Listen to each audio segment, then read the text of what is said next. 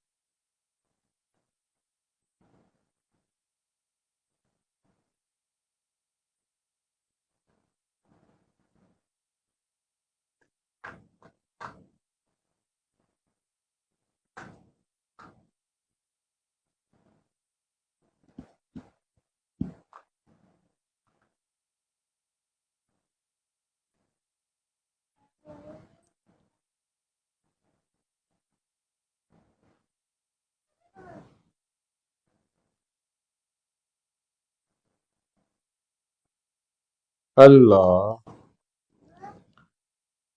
अल्लाह अल्लाह, आंखें खोल लें।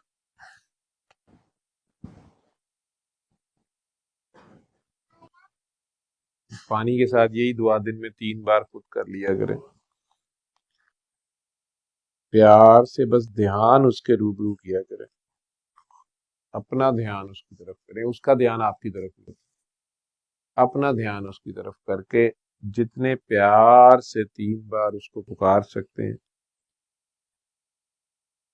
इतने प्यार और यकीन से पुकारा करें कि वो सुन रहा है, देख रहा है।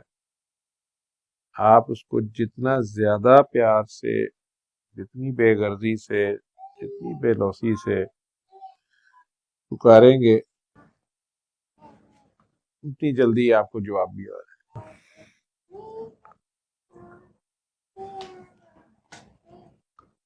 आप उसको ना छोड़ें, वो आप कभी नहीं छोड़ें।